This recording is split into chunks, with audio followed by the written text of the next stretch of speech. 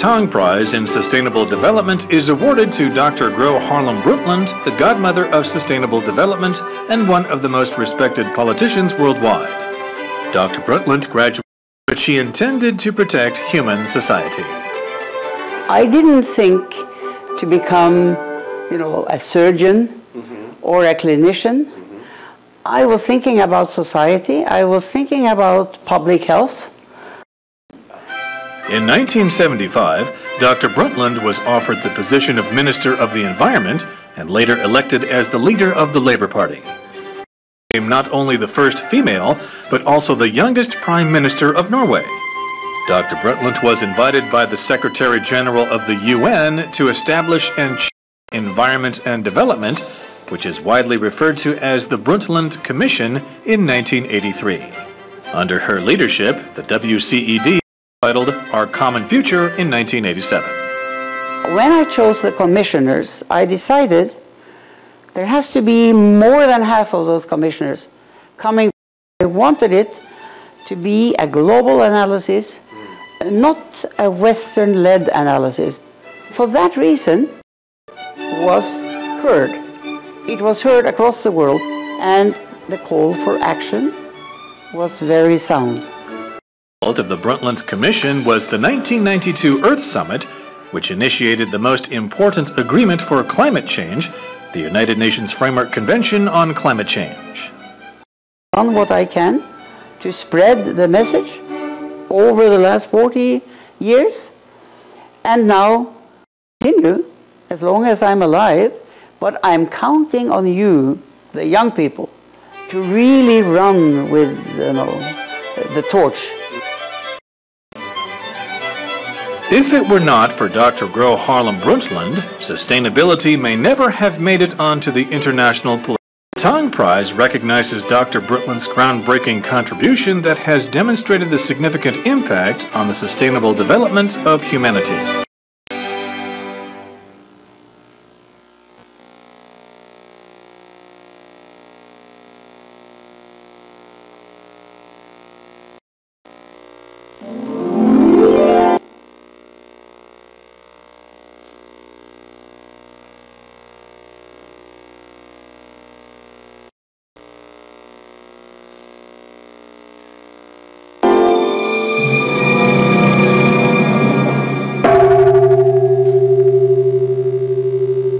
In Sustainable Development is awarded to Dr. Gro Harlem Brundtland, the godmother of sustainable development and one of the most respected politicians worldwide.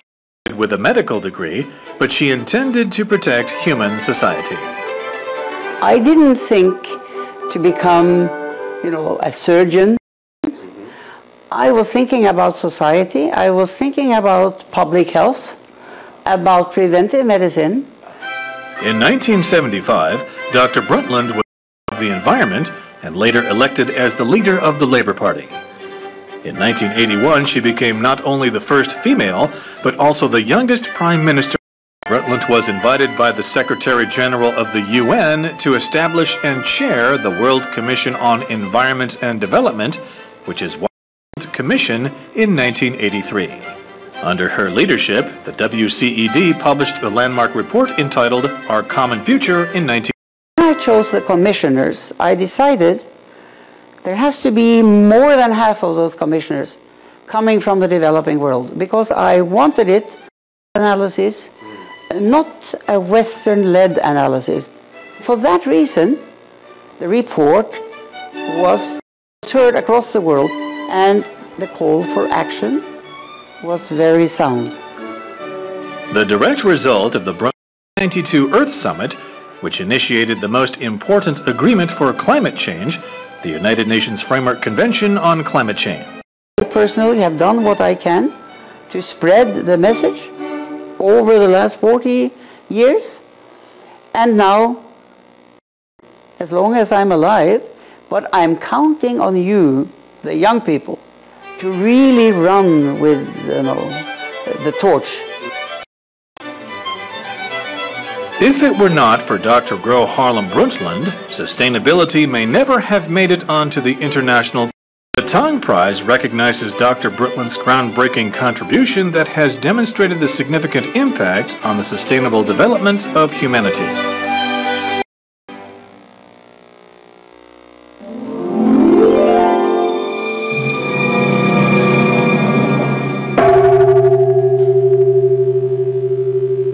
The first Tong Prize in Sustainable Development is awarded to Dr. Gro Harlem Brundtland, the godmother of sustainable development and one of the most respected politicians worldwide.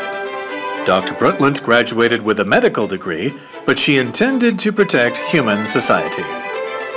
I didn't think to become, a surgeon or a clinician. I was thinking about society. I was thinking about public health, about preventive medicine. In 1975, Dr. Brundtland was offered the position of Minister of the Environment and later elected as the leader of the Labour Party. In 1981, she became not only the first female, but also the youngest Prime Minister of Norway. Dr. Brundtland was invited by the Secretary General of the UN to establish and chair the World Commission on Environment and Development, which is widely referred to as the Brundtland Commission, in 1983.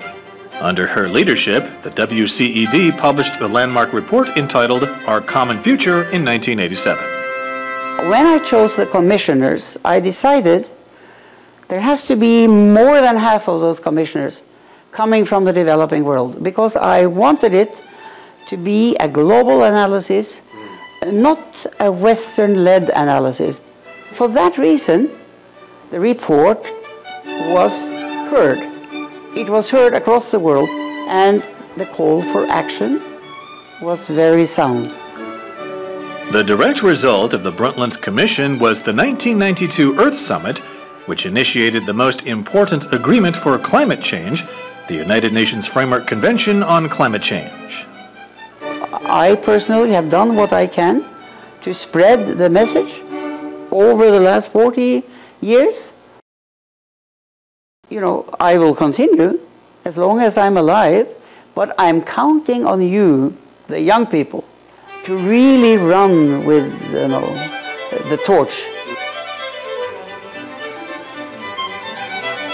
If it were not for Dr. Gro Harlem Brundtland, sustainability may never have made it onto the international political agenda. The Tong Prize recognizes Dr. Brundtland's groundbreaking contribution that has demonstrated the significant impact on the sustainable development of humanity.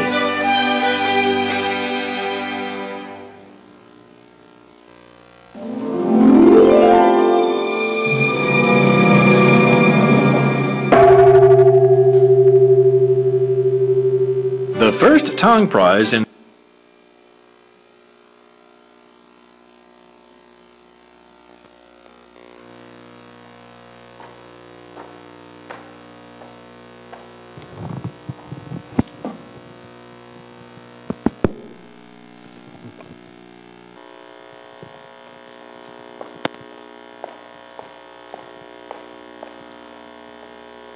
Good morning, ladies and gentlemen.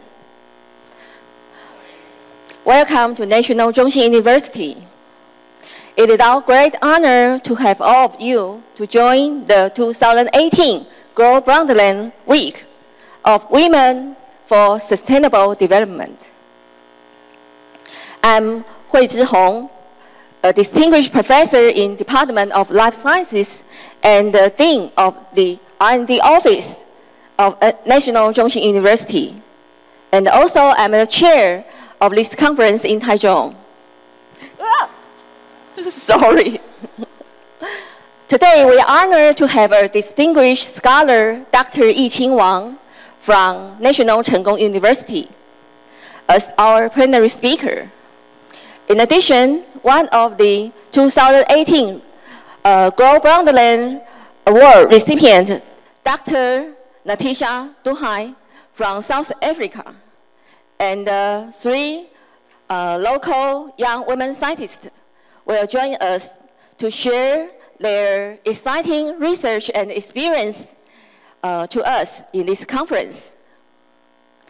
Now, I would like to briefly introduce you Dr.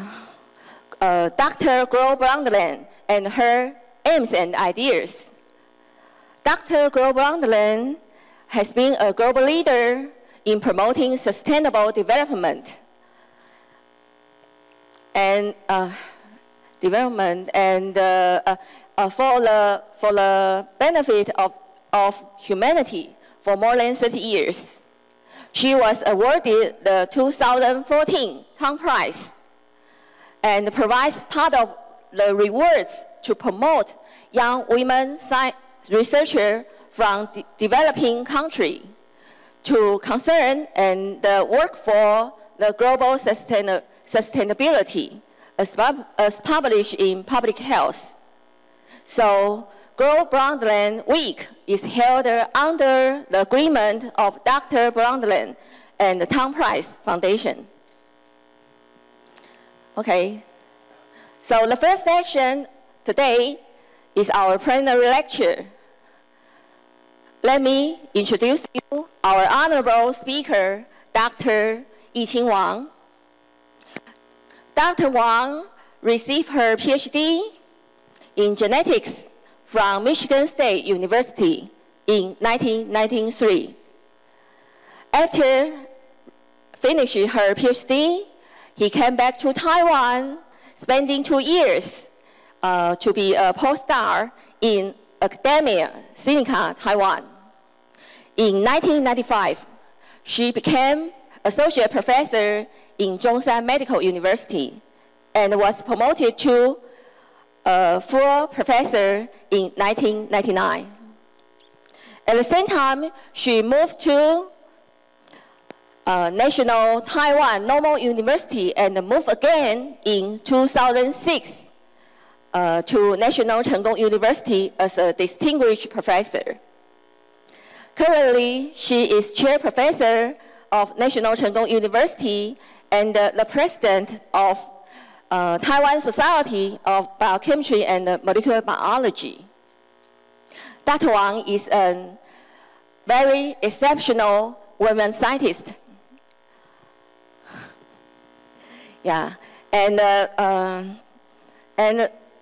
she is very active in academic community and also very productive in her scientific research. She studied the molecular mechanism involved in lung tumorigenesis in Taiwan, and so far he has published about 100 papers regarding to cancer biology in many high-impact journals. I think her achievements in biological sciences and contribution in academic society will be a role model for many women scientists, including myself. Today, she will deliver a talk about the battle against lung cancer. Let's welcome Professor Wang with the warmest applause. Professor Wang, please.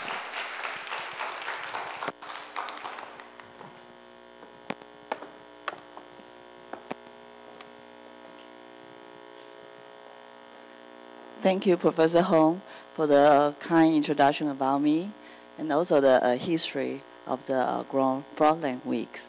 And in last November, when I received the emails from the organizing committee of the Dr. Gro-Brundtland Week, inviting me to be a plenary speaker for this special event. And I made a bold decision to accept this invitation to speak to you at the National Zhongshan University, where my parents-in-law lives. Actually, the address in my ID is in Taichung. So today, I feel like a homecoming talk in Taichung, especially in the National Zhongshan University. So I was bold to give the title, The Battle Against Lung Cancer. But 1 week ago, when I met Professor Hong, she told me that the audience today would be a mixed population with a different field. So she think sharing my career development doing my research would be nice to to be included in today's talk. So, so I changed my topic just yesterday to the research journey on battling lung cancer. So in today's talk, I will describe to you the public health issue related to lung cancer to fit the major theme of the Broadland Week.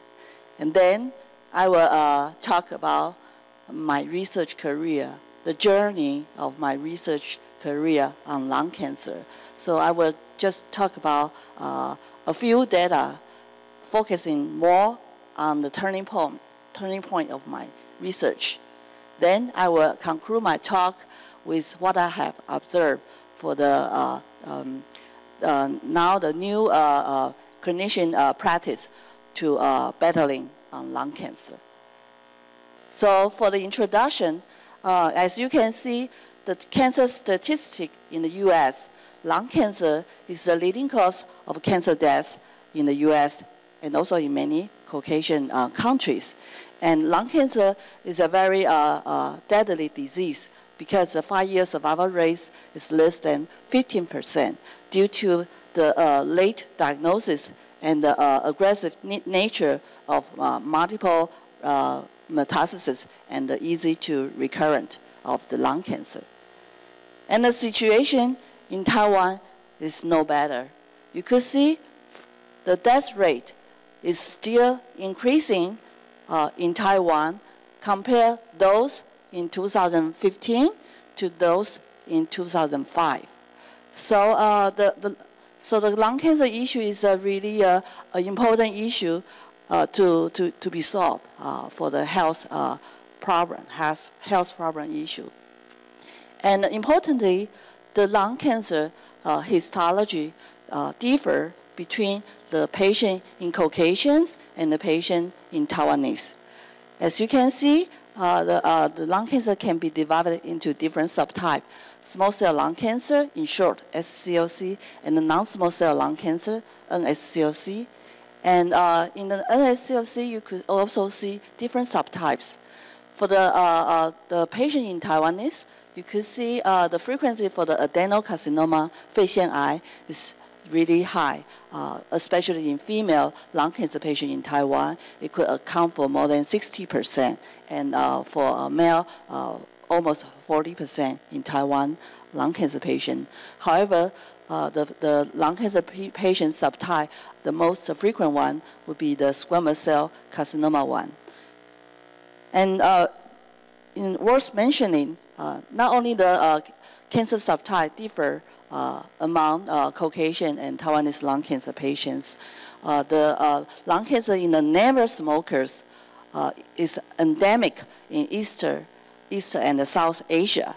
In the right panel, you could see the proportion of lung cancer in never smokers is more than 50%, especially in East Asia and South Asia, compared to those in the Western countries.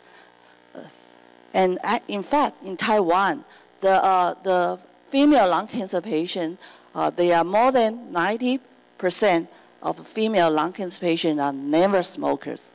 So I think quitting the smoking will not solve the problem of the lung cancer in Taiwan and also in other countries in East and South Asia. And why there are many never smoker lung cancer patients in South and East Asia, I think the environmental factor, in addition to smoking, and the genetic factor involved.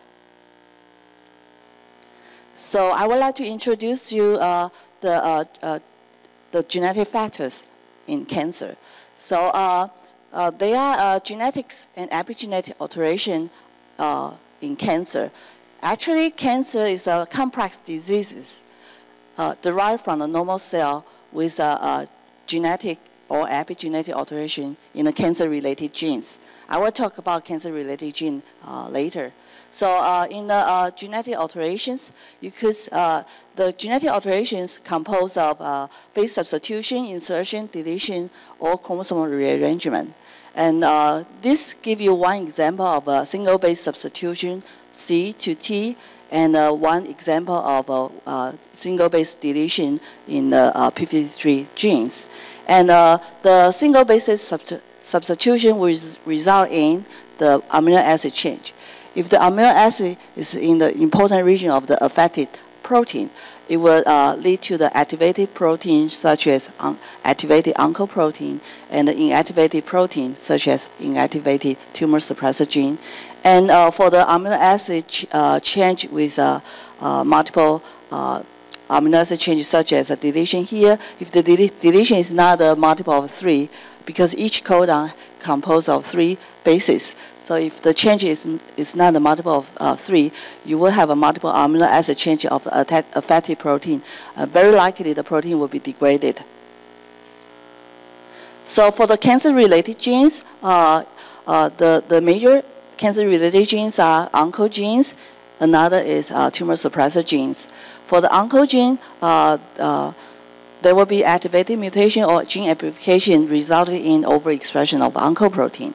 And for the tumor suppressor gene, there will be inactivated mutation or the gene deletion or maybe epigenetic silence. I will talk about that later to cause the low expression of the tumor suppressor protein.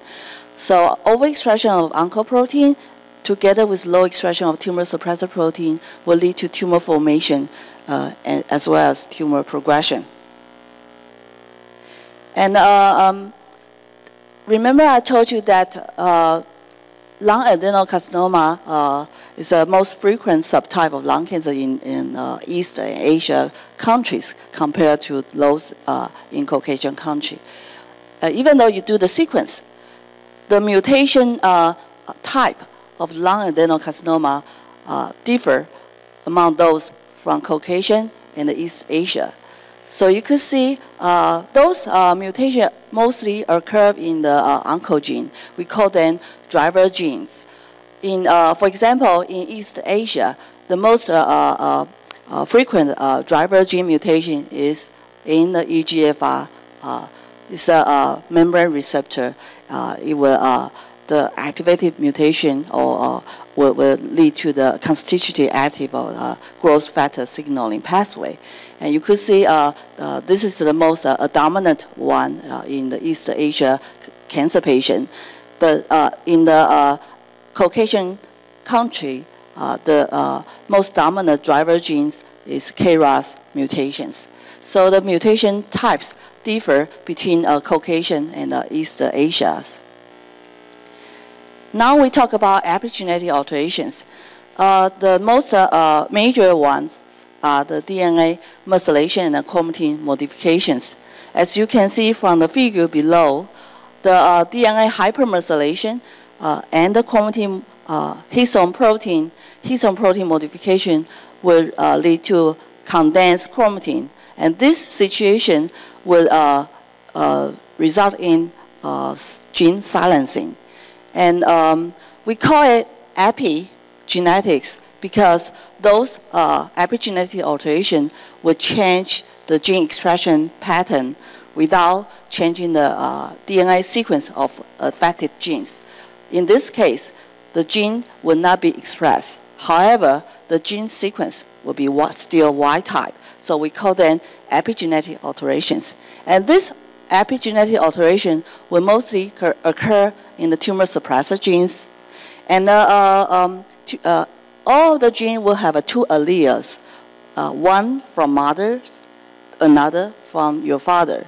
So for the tumor suppressor gene, there will be 2 events to inactivate the tumor suppressor gene.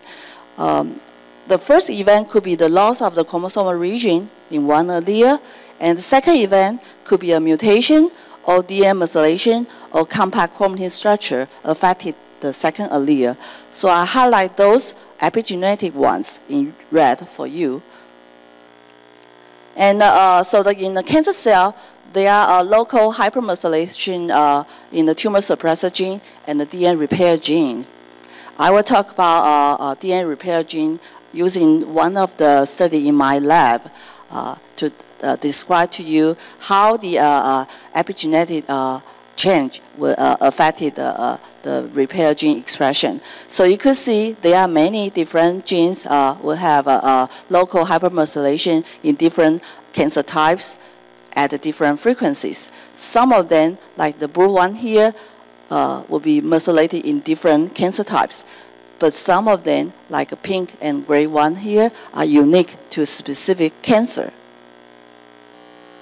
So now I changed the gear to talk about my research journey on battling lung cancer. So I work on different fields in lung cancer, including cancer genetics, cancer epigenetics, and because these two would lead to change of gene expression, so I also study cancer transcriptomics. And lately, I study cancer cargo trafficking. And this cargo trafficking would affect the tumor microenvironment. So now I'm working on tumor microenvironment. So I will talk about the decision point, why I changed field differently in lung cancer research. So as mentioned by Professor Hong, that my, my first job served as an independent PI is at Zhongshan Medical University. And this is my first graduates, and they are all work in academic. Actually, Yuan Yan is now the full professor in Zhongshan Medical University. And Yamei and her husband, Doctor Without Border, work in Africa. Now they are living in Malaysia. And at the time I just started my research career as an independent PI, I have a very small lab with one bench only with a crowded desk next to the chemical hood.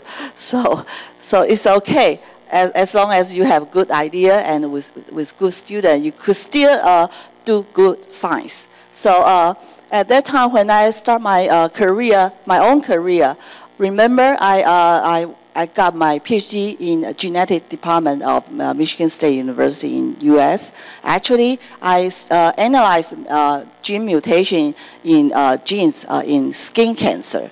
So when I moved back to Taiwan, I made a bold decision to study the gene mutation in lung cancer, the #1 killer in the world, including Taiwan.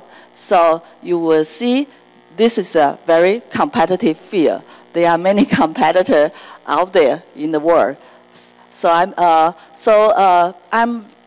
very good at sequencing. You can see at that time we're still doing the manual sequencing. I run those gel with my students, and using those gel nowadays people using the automatic sequencing. So you never seen such a long gel in the lab. But using this gel in the shear isotope room, I published my first milestone paper in my career in cancer research, 1998. And in that paper, we found a unique mutation spectra in the p53 gene, the famous tumor suppressor gene. There was a high frequency of deletion mutation in p53 gene in Taiwanese lung cancer patient. I had a title, Taiwan, in my paper. So I just share with you one piece of data. The unique spectra we found is the deletion pattern at the repetitive sequence and the tandem repeat sequence.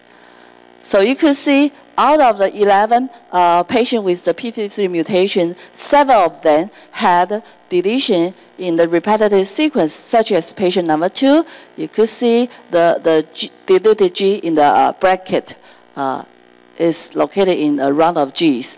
And the patient 6, the deletion occurred in the ATC, ATC, ATC tandem repeat sequence. So it's really intriguing. I think that's the reason the cancer research accept our paper, because in Caucasian and East country, the mutation, most frequent mutation in the p53 gene is a base substitution. Not like us in Taiwan, we have a deletion in the repetitive sequence.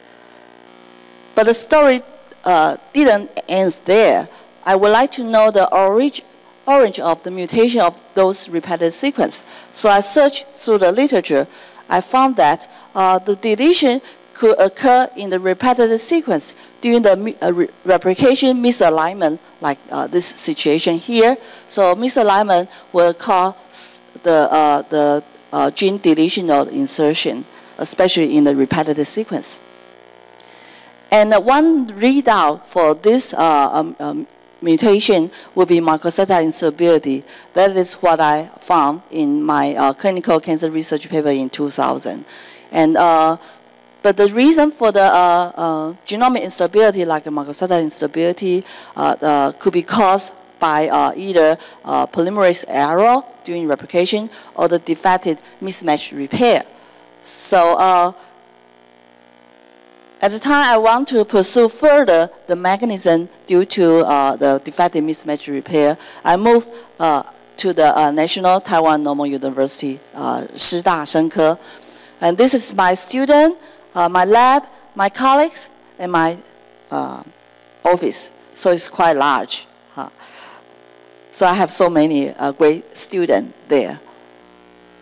And then I published my second career paper in the journal Clinical Investigation 2003. And in that paper, we found that inactivation of mismatch repair gene by promoter methylation in lung cancer. And that is the first study to report the mismatch repair deficiency in lung cancer. And 2 years later, I broke my own record by publishing another paper in Journal Clinical Oncology in 2005. In that paper, we found that p53 abnormal overexpression is resulting in part by alteration of degradation system MDM2 and the P14ARF. And Yongbin and Yu Qian are master students, talented master student. They are all great high school teacher now. So remember I told you that we found mutation in p53. Most frequent one is deletion in the repetitive sequence. So we would like to further pursue whether that is due to the defective mismatch repair. And mismatch repair, I'm sorry, the cut short of on the top. Mismatch repair, also called post-replication repair, because mismatch repair could repair the mismatch during the misalignment of the replication process. And the major player for the mismatch repair is MSH2 and MLH1. And MSH2 serve as mismatch recognition proteins. So they could, it could recognize mismatch. And MLH1 serve as a bridge protein for mismatch repair protein complex formation at the mismatch site. Then mismatch will be repaired. However, these two genes are quite large. They each compose 21 exons. So it's really hard to sequence them. So I was inspired by the colon cancer research that promoter methylation could be an alternative pathway to lead to gene silence. So Yongbin and I do the methylation analysis. This figure shows you that the methylation could occur in the promoter region or the exon 1 region. And the methyl group will inhibit the binding or recognition of the RNA polymerase and the transcription factor, therefore inhibit transcription. Without MR expression, there will be no protein. And this is the epigenetic alteration because the change will, there will be no sequence change of the coding gene, but still the affected gene by the DNA methylation will lead to gene silencing. So that's what we found. We found that inactivation of the mismatch repair gene MLH1 and MS2 is due to promoter hypermethylation in the tumor tissue. And our study is clinical applicable because we found the same methylation pattern of the tumor and the corresponding match sputum sample sputum sample collected before surgery. I think that is the reason we published in the JCI. And at the time, I worked at NTNU Shida. This is a teaching-oriented university. So I was in charge of a biotech teaching program and a bioinformatics teaching program, and also a coordinator of biomarker symposiums. Although the teaching loading is quite heavy, I learned a lot, especially the cancer genomics and cancer epigenomics. And these two will change the gene expression, so I built my groundwork knowledge on cancer transcriptomics. So this is really helpful for my next move to the National Cheng Kung University. This is my third move. So my student and I are very professional on packing and unpacking stuffs. So we start working within 1 day. So we moved we made a move in the morning, and we start working in the afternoon on the same day. So everyone want to move, you can ask me how to pack and unpack. We have a sequential order of our boxes. And remember I told you that I was interested in cancer genomics and epigenomics, and at that time, next generation sequencing is a very powerful technique. So we adapt the next generation sequencing, and I have a very talented PhD student, Yan An. He is now working in the A-Star Institute in Singapore, and he is coming back to Taiwan in June, very soon. I work in the biotech company. So I'm very glad that he will be back to Taiwan, so we could collaborate again. So Yan An built the first global ARC4. ARC4 is a cancer status transcription factor. So in this paper published in 2015 Nucleic Acid Research, we've built the first somatic cancer using the ARC4 as a model, the transcription network for the cancer status research. I will talk about cancer stem cell later on.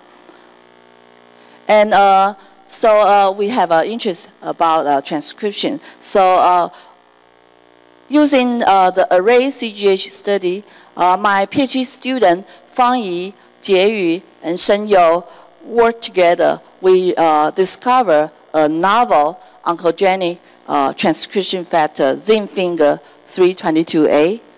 And we using the cell and animal and clinical study, we proved that oncogenic Zinfinger 322A could work cooperatively with other co-transcription factors such as c-Jun and other chromatin modifiers such as HDAC3 to change the chromatin structure of the target gene.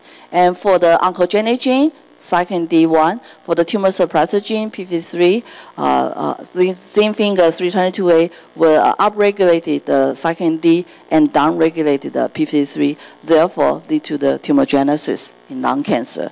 And we are now building the transcription network for this transcription factor, Zinfinger 322A. Hope to report it to you soon. And I would like to mention that one of my important milestone paper in my career, that was a paper in Journal of Clinical Investigation in 2010. And that paper actually was a cover story on the February issue in 2010. And this is a speech I gave after the press conference. We found that the tobacco-specific carcinogen NNK can induce DNA methyltransferase 1 accumulation. DNA methyltransferase is an enzyme catalyzed DNA methylation in lung cancer patients, resulting in multiple hypermethylation in different tumor suppressor gene. And this is one of the data in that paper. We analyze the expression pattern of DMT in tissue microarray. And this particular patient was chosen as a cover image in the JCI 2010.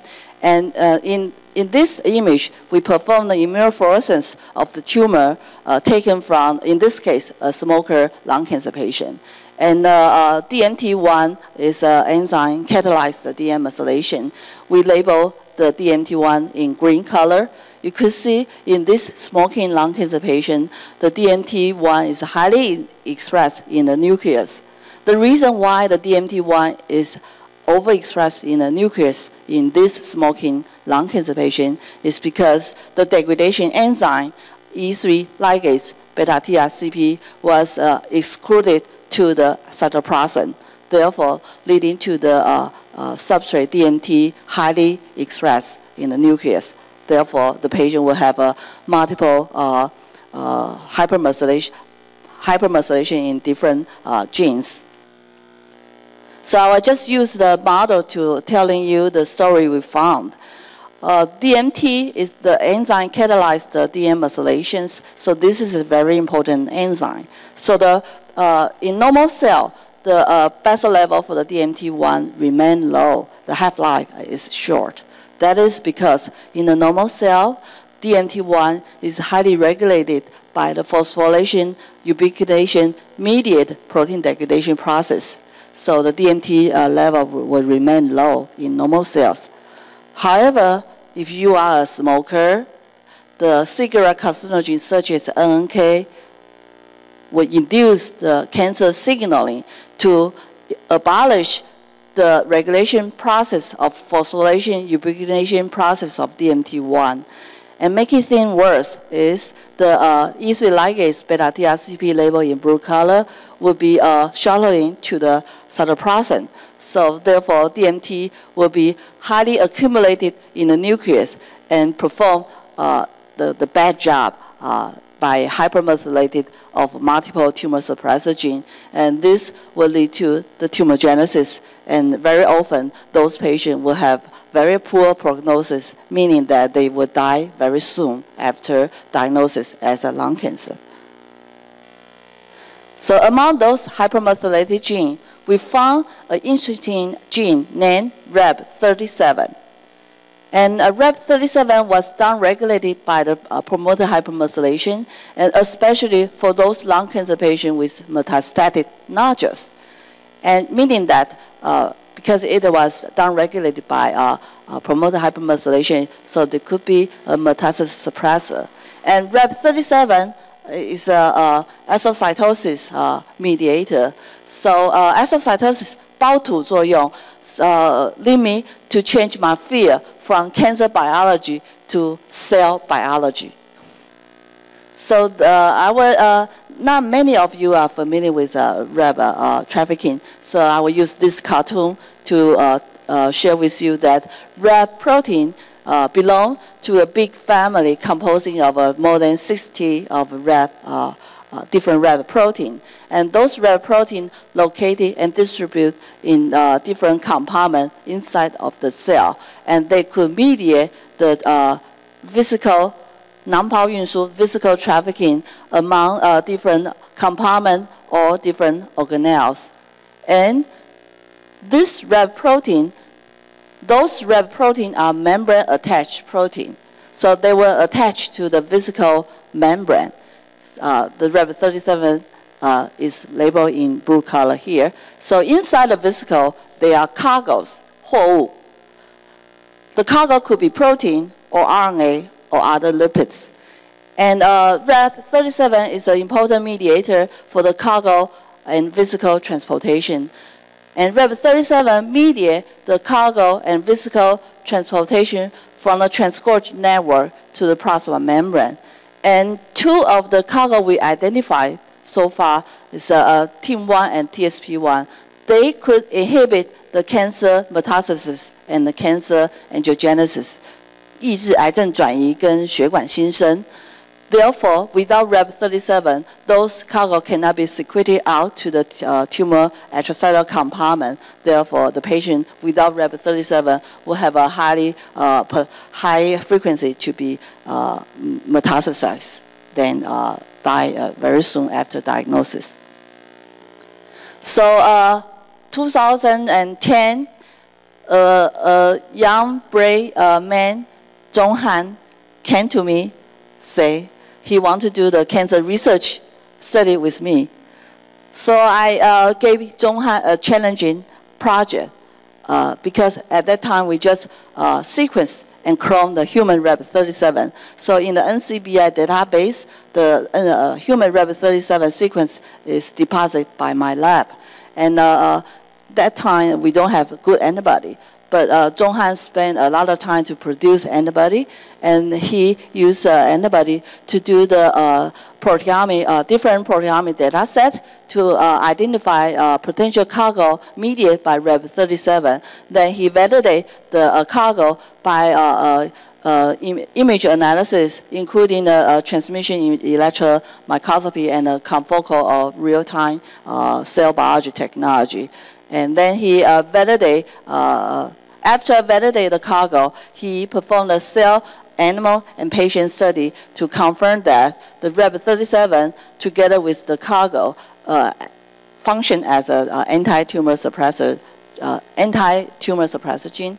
So Zhonghan spent 3 years on cell biology study because we are not familiar with those technology, and 1 year for those experiments. So I just sharing with you one piece of important data, which is very exciting to us, because to see is to see is to believe. So Zhonghan used a double immuno-gold transmission electron microscopy analysis. He labeled the Rab37 with a small gold particle. You could see the Rab37 indeed attached to the vesicle membrane. And Zhonghan used a large gold particle to label the cargo TIM1. You could see indeed TIM1 is located in the Rab37 vesicle and inside the vesicle. So we really see for the first time cargo TIM1 located at Rab37 vesicle. And Zhonghan spent 1 year for this the good image data. So we are so excited that we could really do the cell biology because we are a cancer biology lab. So this is a fancy dynamic change of a Rab media vesicle-like structure trafficking to the plasma membrane and secreting the cargo to the extracellular compartment. So just telling you that Rab37 mediate anti-tumor cargo, if Rab37 is downregulated by promoter hypermethylation, the cargo cannot, the anti-cancer cargo cannot be secreted. So therefore, patient will have a lymph node or distant organ metastasis with poor survival.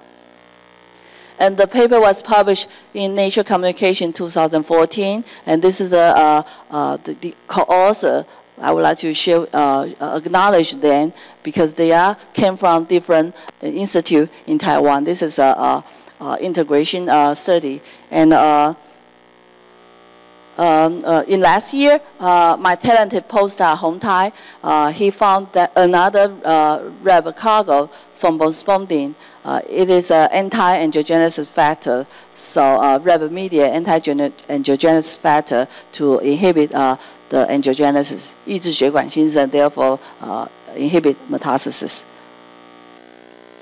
Since we found Rab37 an exocytosis regulator, it could mediate cargo secretion to the plasma membrane or the extracellular compartment. So this leads us to further study the role of Rab37 in the tumor microenvironment.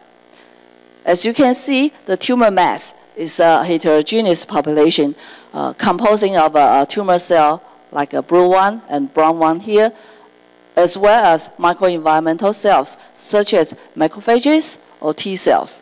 So we think Rab37 an exocytosis regulator, it will help immune cell or tumor cell to secrete something like a cytokine in the tumor microenvironment. So we now work on the tumor microenvironment. So I would like to just telling you one famous example of tumor microenvironment. That is immune checkpoint inhibition and the immunotherapies. So this is a cytotoxic T cell. So it could secrete interferon gamma and granzyme B to kill the tumor cells. So the tumor cell dies. However, tumor cells are very smart. So they could produce membrane protein to conjugate with those co-inhibitory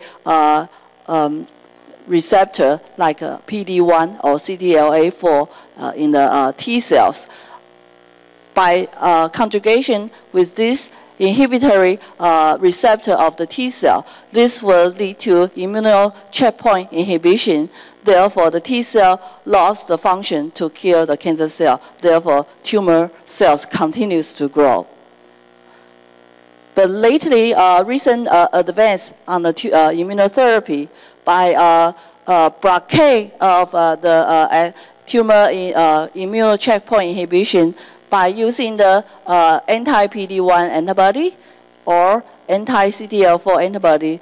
This will reactivate the T cell to regain the function to kill the tumor cell. So this is a hot area now to study not only the tumor cell, but also the tumor microenvironmental cells. This is a hot area. You could see a lot of people talking about immunotherapy, not only in lung cancer cell, but also the melanoma and other cancer types.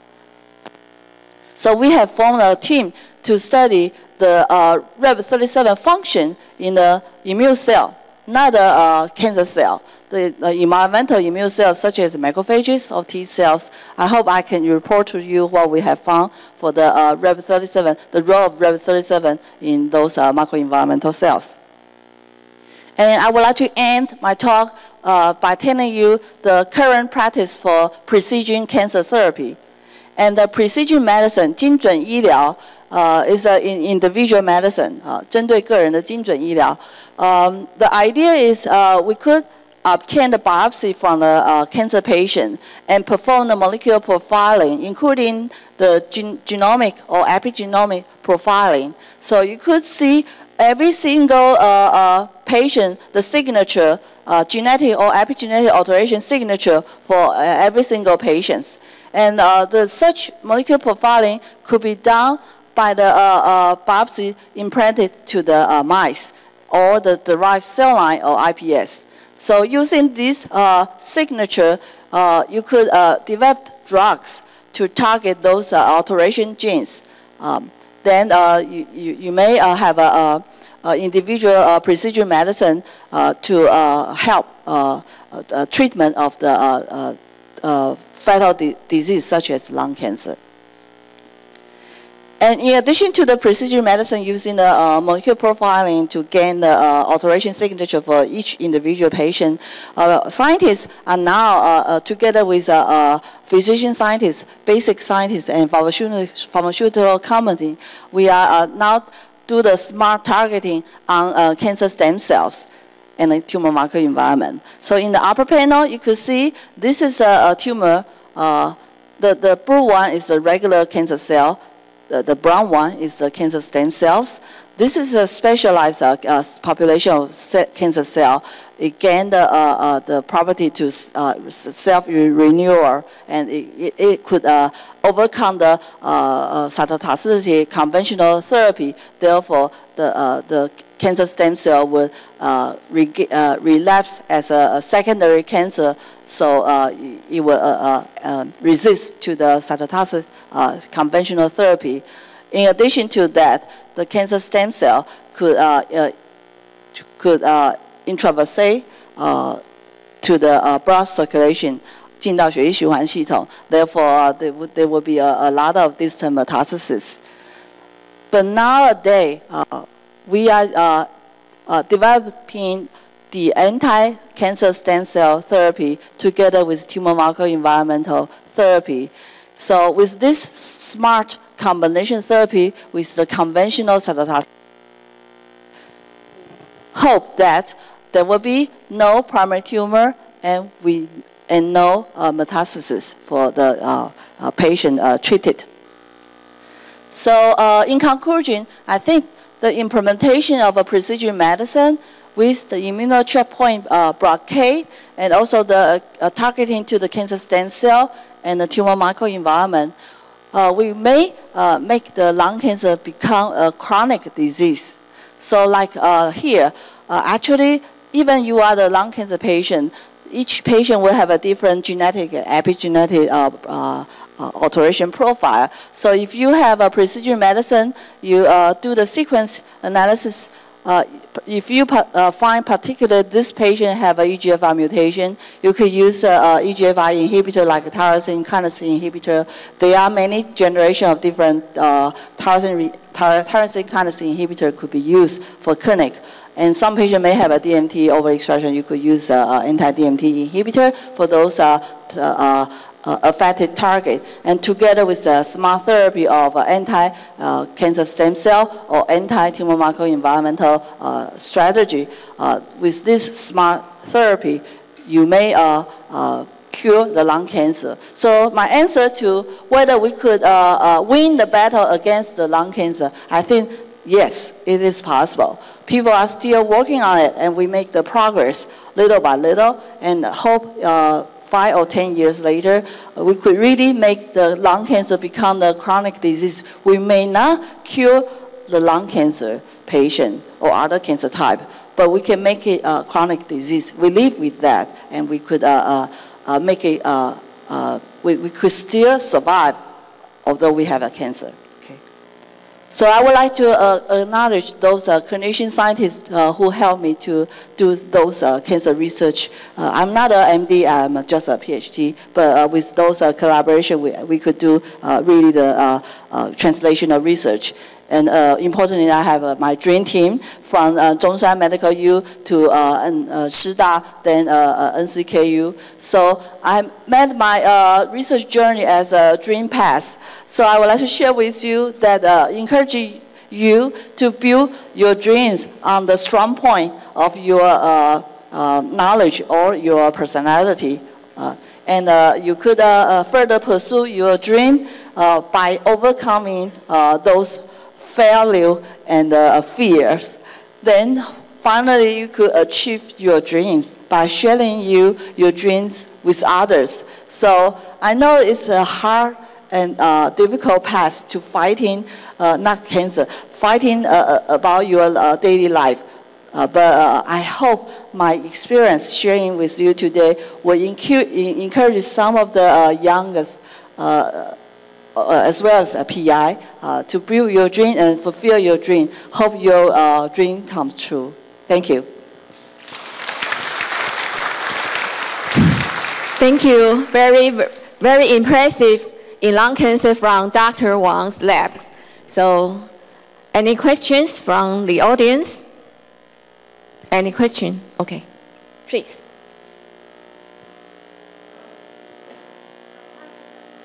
Yes. Sure. Can you use a mic closer to the microphone?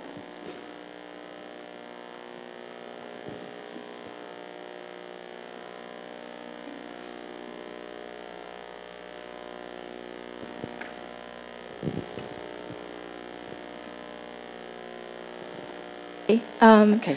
What are the geographical or cultural factors that different the types of common lung cancers in the Western and Eastern countries? And how does these factors reflect on people at the genetic aspects? Okay, your first question is how difference between the Caucasian and the Eastern country and the Western country for the lung cancer? Yes. Actually, in the introduction, I have told you that the cancer subtype are quite different. In the East country, the major cancer subtype of lung cancer is squamous cell carcinoma. Those squamous cell carcinoma, 鳞状上皮肺癌, are mostly derived from the smoker patients. And the cell origin are 鳞状上皮细胞, cancer epithelial cells. And in Eastern country, the most frequent subtype for lung cancer is adenocarcinoma, 肺腺癌. So the cell origin are different, especially the lung adenocarcinoma in the East country are mostly never smokers. So actually, the pathological and histological subtype differ among lung cancer patients in East and West country. And the reason could be due to the environmental factors, because many lung cancer patients in West country, they smoke. So they will develop squamous cell carcinoma or the small cell lung cancer. But in the West, especially female lung cancer patients, they are non-smoker. They never smoke. So I think some important issue related to the environmental factor in addition to the smoking or the genetic factors. Because according to my collaborator in the clinician doctor, they told me that for those female never smoker lung cancer patient in Taiwan, they have a genetic trait.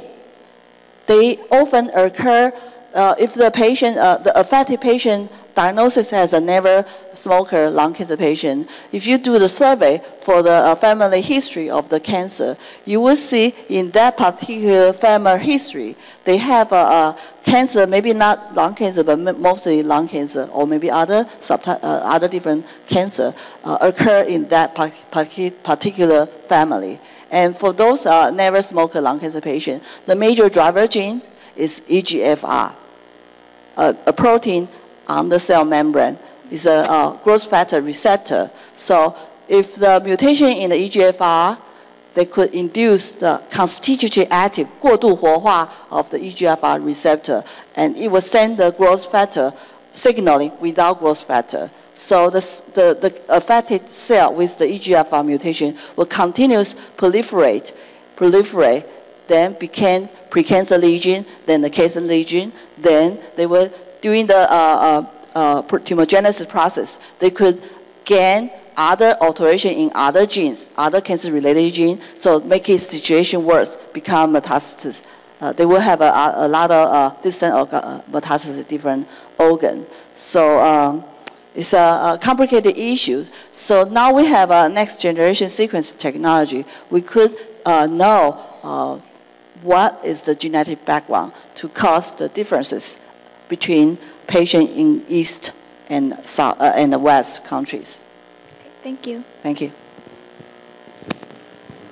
Okay. Okay. Talk. Thank you for your wonderful talk and very inspirational. I have two questions. Nice to see you again. Nice to see you again. The first question is about, can you comment on the sequential research that you presented here on your own lab? There are different pathways and target genes. Can you comment on the role of PM2.5 microparticle, the promoting or triggering effect of those on your specific target protein? Is there any research on that? The second question is whether, what would be a good model for example, to study this kind of interaction between the environmental effect versus your target protein? Yeah, I'm glad that you raised this question. I have not done any study related to the PM2.5, those environmental particles. But I think that is an important risk factor in cancer, not only lung cancer, but also other cancers. Because study have found, according to the epidemiology or experimental research, researchers have found that the small particle like PM2.5, they could enter your lung and trap in the lungs. And in the local region, the PM2.5 will cause damage of the cells. And this will lead to genetic or maybe dysregulate signal transduction in the affected regions. So their paper have been published to show the correlation between PM2.5, the environmental particles, with the lung cancer. And the second issue is what is a good model to study those environmental particles like PM2.5. I learned from my colleagues, they now using the special chamber. The chamber, they could fit in the particle with different sizes, and they would generate those chambers. And I'm sorry for the protecting animal rights people. They could use an animal model.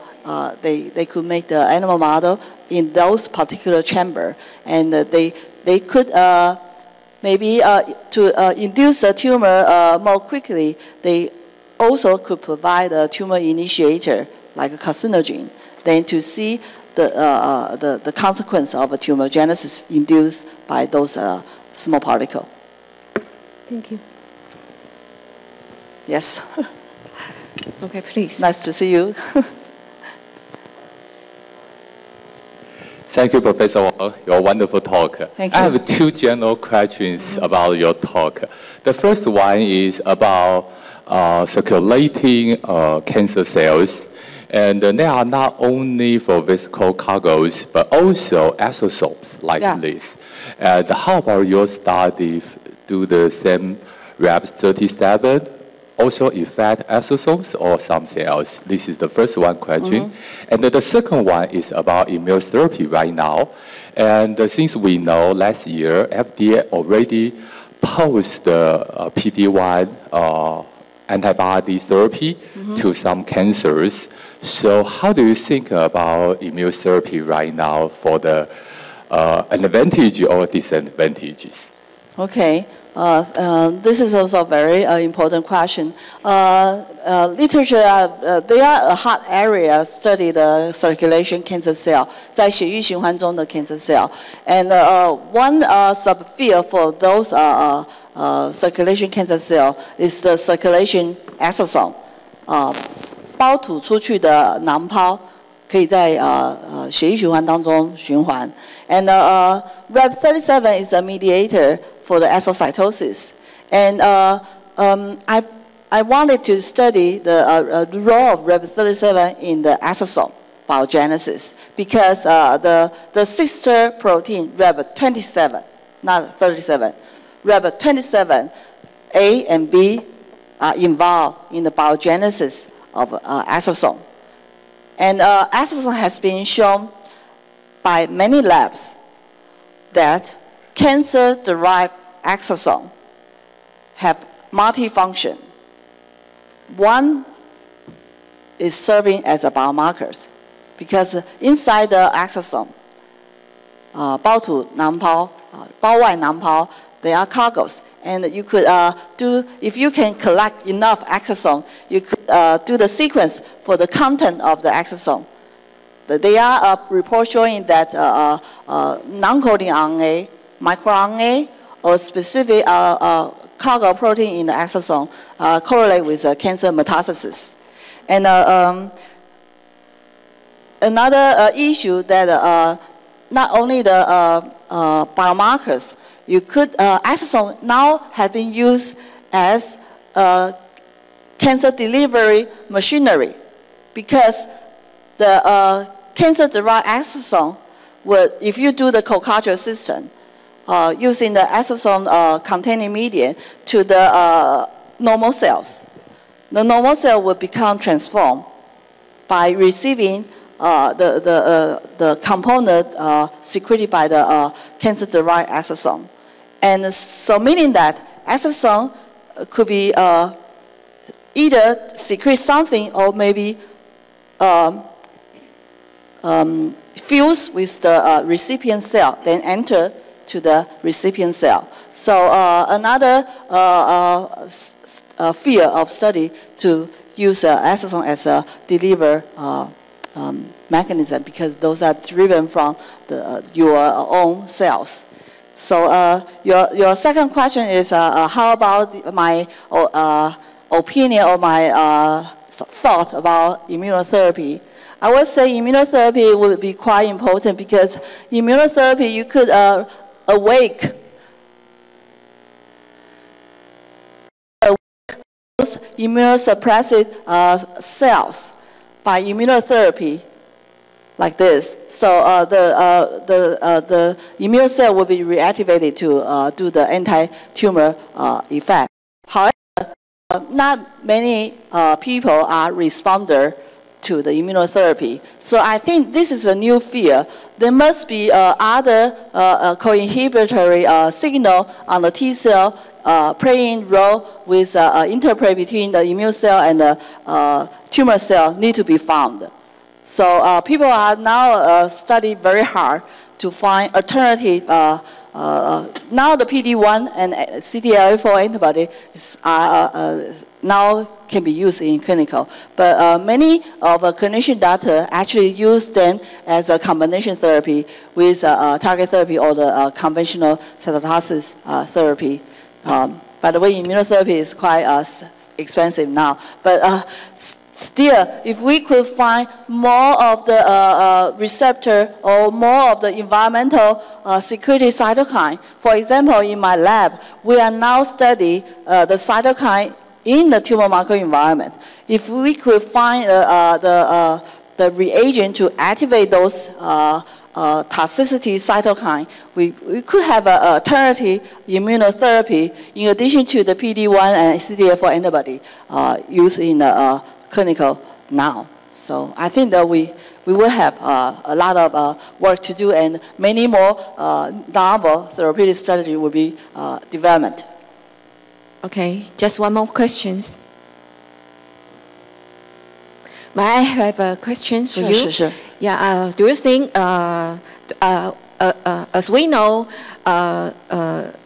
metabolic reprogramming appears in many cancer cell types? Yes. Do you think maybe inhibiting metabolic reprogramming or convert the reprogramming into normal condition of cancer cell will be the strategy of cancer therapy? Do you think so?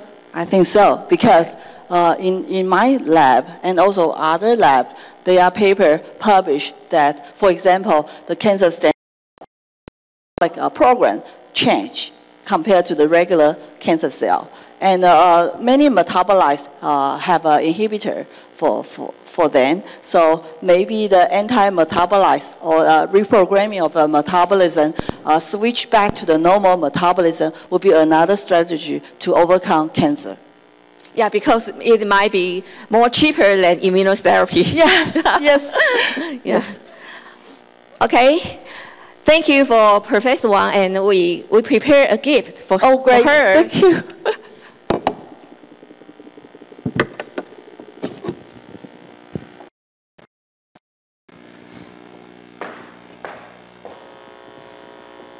you. Thank you. Any photo?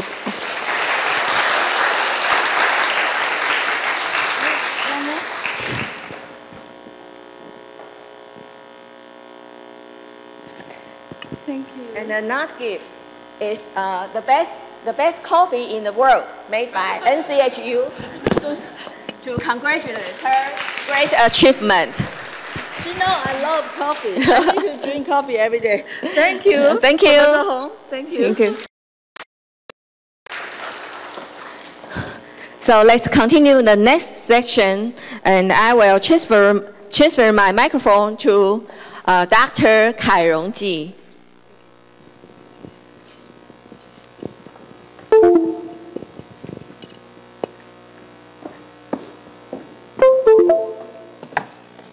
Good morning, everyone. I'm Ji Kai-rong from the Physics Department and also Biological Sciences. And I'm serving on, in the Office of International Affairs. So it's really great to have 5 of the Brundtland Award recipients from the world. And before marching onto the symposium talks, let me briefly introduce them to the audience. The first is our speaker, Dr. Natisha Duki from South Africa. Stand up, please. Okay. And then is Dr. Barbara Berman from Kenya.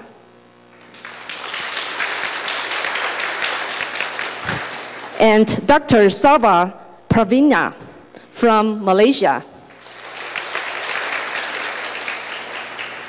And Dr. Wina Jira from Philippines.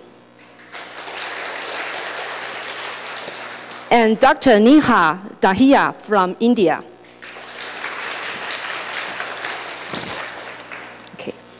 And for this morning's symposium, we have Dr. Duki and also 3 other young female scientists from Taichung, and we'll cover different aspects of public health, so please stay tuned. So let me briefly introduce the award recipient. Dr. Duki is currently a research scientist from the Human Sciences Research Council. She has bachelor and master degrees in medical sciences and also PhD in public health from the University of KwaZulu Natal, and also diploma in clinical nutrition from Australia. And before taking her current position, she has 12 years of teaching experience, lecturing anatomy, physiology, pharmacology, and pathophysiology. So she has in-depth a lot of efforts into maternal, adolescent, child health in South Africa and globally, and participating in several public health platforms, including Organization for Women Sciences for the Developing World, and International Union for Health, Promotion, and Education, and also World Academy of Science, Engineering, and Technology, where she served as a scientific and technical committee and also the editorial review board.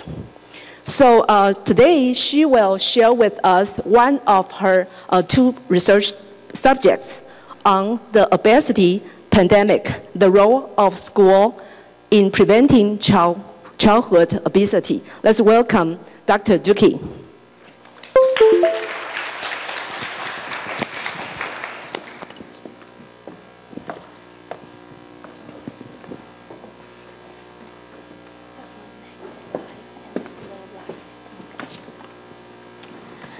Good morning to the distinguished speaker, Professor Wang, the co-chairs, and the distinguished guests in the audience.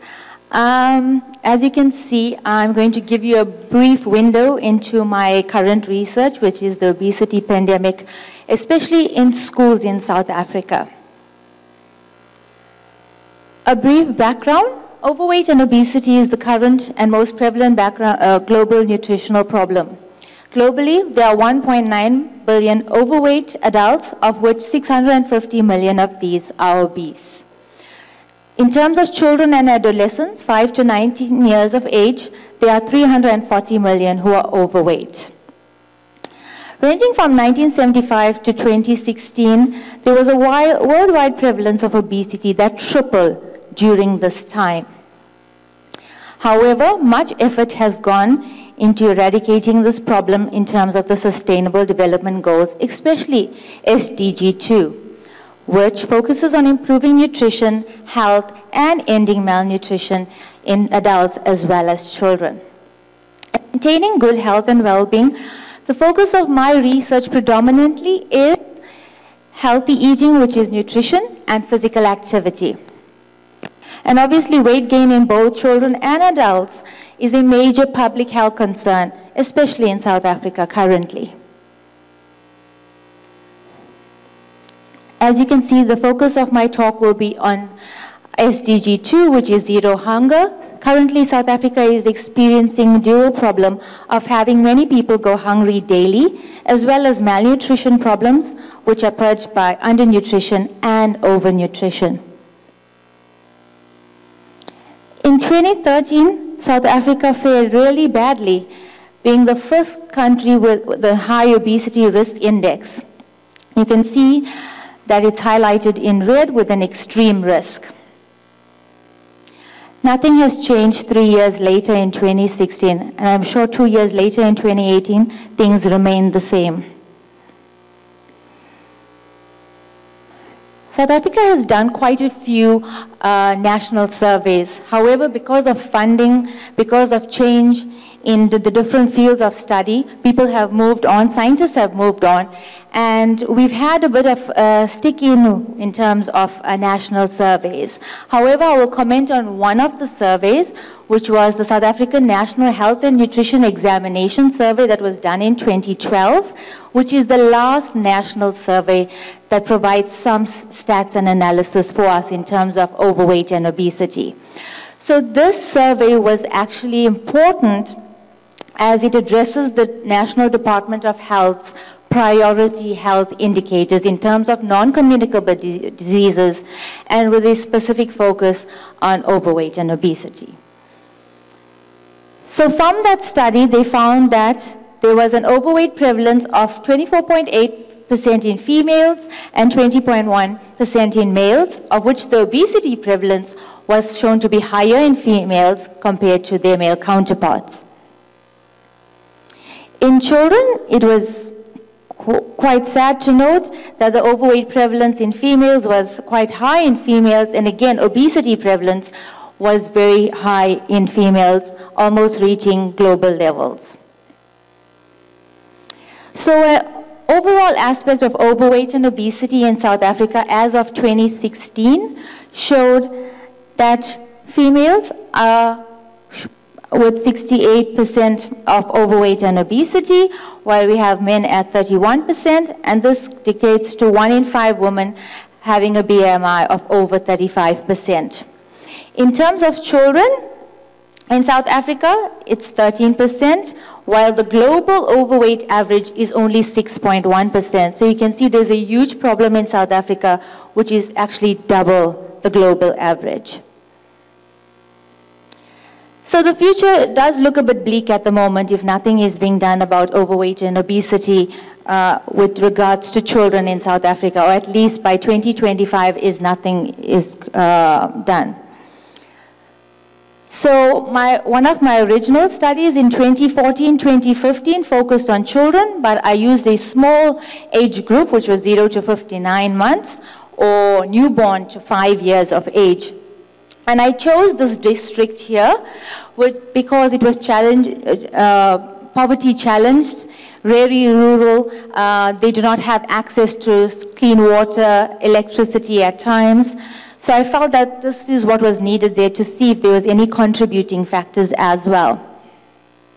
So the district is known as Ilembe district, and it's made up of 4 sub-districts.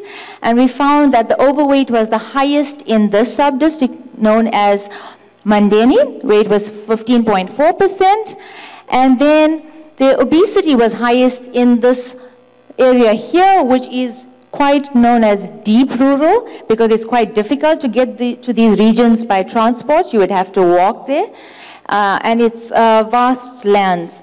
So obesity was highest here, but it was promising to see that obesity was lowest in this region up here, known as Maphumulo, because it was only 1.2%. So based on that, and looking at international levels, I wanted to try and focus on this vicious cycle of childhood obesity and how it leads to contributing factors. So where you have a healthy child, then the influence of television, video games, studying, no action, no movements, no physical activity, putting on moderate weight, and how it eventually can lead to severe obesity. These pictures tell a story of the current situation in South Africa. If you look at this diagram here, it shows about the fast food chain that is currently monopolizing the industry. It shows that in South Africa, people are now moving away from traditional foods to foods that are high in sugars, fats. And this is the scenario where you have really obese parents, and therefore the chances of the children becoming obese are also great. Also, children being served their meals in front of the television rather than sitting at a dining table. However, there is some hope and chance. This is a picture taken from a workplace in Cape Town, where they noticed that workers were quite obese, and they started doing a program during the work hours. So there is some kind of hope in this fact that they're trying to tackle the obesity problem at the workplace level. Also, the diets in South Africa, especially the rural areas, are quite high in fats and sugars. You can see also, although these areas are poorly developed, you can see in this diagram, you still have vendors outside schools, outside along the streets, where there's cheap and affordable goods for the children to feed off. And then, of course, we found within the last 2 years, the children may not have access to these sugary beverages, but a lot of them in South Africa consume this with the idea that they were drinking a blend of orange juice, so therefore they were healthy. What they didn't know was that this has the highest sugar content. So that's when I got thinking about how was I going to develop a study that was not only going to help them, but allow me to be part of the team that would help these children at the school level. So I looked at, I had already worked with children in 2014, 2015, and 2016, and I decided that I wanted to do a study that would involve the adolescents, because currently in South Africa, we do not have policy regarding adolescents. There is policy on nutrition for adults and for children, but the adolescent group is, there is no policy. And it got me thinking to the fact that unhealthy diet and physical and inactivity are modifiable risk factors. So I decided to target these because once they are accelerated, they can lead to a whole host of things during the obesogenic phase. So I looked at what was happening in schools in South Africa, and I found that there were 36 school-based studies that were done, of which 9 were in one of the provinces where I was living at that time, which was KwaZulu-Natal. So there were 9 studies done. But it was sad to note that of the 9 studies, there was some of the studies had a nutrition component, some of them had only a physical activity component, some of them had both components, but when it came to the research instruments, we found that they were questionnaire-based, they were amended from Western questionnaires, and there was no whole being of nutrition and physical activity development. There was also no educator training, and there was no relationship study that incorporated the school governing bodies, which is an organization made up of teachers and parents of the children attending the school, as well as principals or educators. So that's when I developed the new study, which was known as the Ilembe School Physical Activity and Nutrition Study, known as iSpan, which is currently in its 2nd year. It's a 3-year study, of which I am the principal investigator, and I have 2 amazing professors joining me, Professor Ben Sartorius and Professor Myra Taylor, who have over 150 publications in non-communicable diseases. So I have a lot of expertise coming from both of them, and they are based in the discipline of public health medicine at the University of KwaZulu-Natal. So what makes this study different from the statistics that have already been done in South Africa? I wanted something with an African setting, and therefore to make it an African study, something that would focus on the participants rather than focusing on trying to achieve something in terms of research only. So to make it an African study, I had the inclusion of African sport, and we found that there is indigenous sport paid in South Africa. These are local sport, African sport. There's about 9 to 11 sports that are played in communities by the parents of the children, and therefore it's an easier buy-in in terms of the children wanting to play the sport. And currently there is a division of indigenous sport that has control over the schools as well. So it's very promising that they are willing to assist the school children during school hours and teaching them these sports.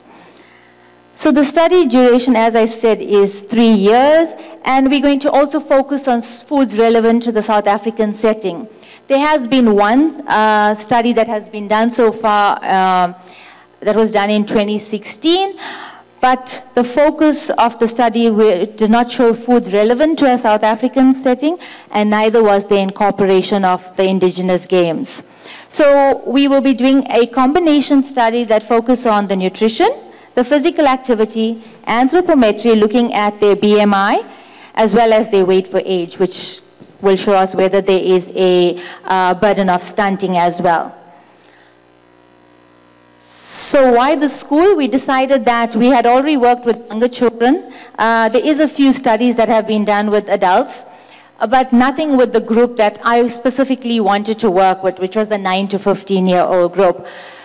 And to remember that within the school setting, these children spent a greater amount of time here. And if you're preventing obesity, it's vital because as juvenile obesity begins or often worsens during this growth spurt age. So while it may provide an education, we are hoping that the intervention will offer the knowledge as well and instruction required for a lifelong healthy eating habits and activity habits. And also to improve their cognitive skills, to create an environment where they are able to maintain their energy balance. And obviously the school as a whole to develop the children or adolescents socially, physically, as well as emotionally.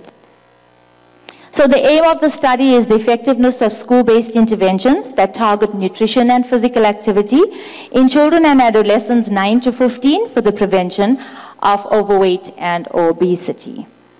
Some of the objectives, firstly, was to design the study based on key discussions with stakeholders, and some of the stakeholders included members of the Department of Health, the Department of Basic Education, the Department of Sports and Recreation, all within South Africa.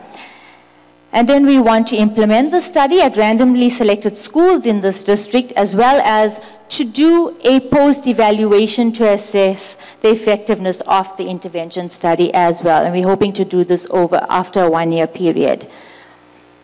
So the study population is the children, obviously, the parents, the school educators, the school principals, the school governing bodies, as well as we will try to work with the outside school vendors. The design, so briefly the design is a phase 1 and phase 2 study. The phase 1 is an elicitation research phase where we will be having focus group discussions and we will be having meetings and interviews with these stakeholders as well as the learners, the parents and educators. We've already completed the discussions with the stakeholders in terms of the Department of Health, Education and the educators. We're now waiting to focus on the learners and the parents. And in establishing a steering committee that has already been done, we have a steering committee for the past year and they've been very helpful in the sense providing that support and guidance and entry into the schools. And then the phase 2, which is going to consist of a randomized controlled trial that will focus on the diet and physical activity and a whole range of activities, obviously a baseline questionnaire which will be done pre and post test, as well as role play, sporting activities and a whole choice of other activities which are based on the African setting. So what are we hoping to achieve? We're wanting at the school level to have a decrease in unhealthy food choices, obviously an increase in the consumption of fruit and vegetables at the school, because currently it's very low or non-existent, an increase in physical activity levels, and obviously a decrease in overweight obesity. And in terms of the entire community of Ilembe, as well as South Africa, we're wanting to decrease obesity levels across, as well as disseminate those results and offer the study to the control schools and to continue the study into the remaining 400 schools in that area. And obviously to make it become part of the Departments of Health and Education health promoting program that will inform policy. So we're basically wanting to move from a fast food world into one that is much more nutritious. And I'd like to acknowledge the following people. Thank you.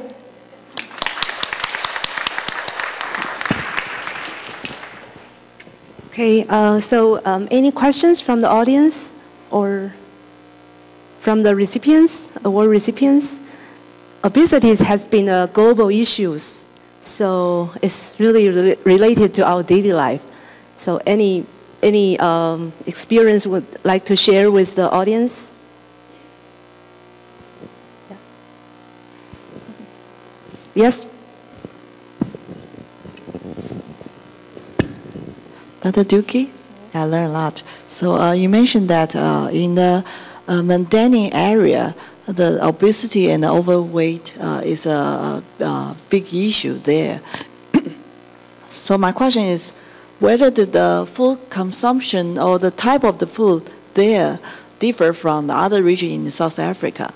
No, actually all 4 regions eat similar foods. So it's very astounding to see that in all 4 regions, they eat similar foods.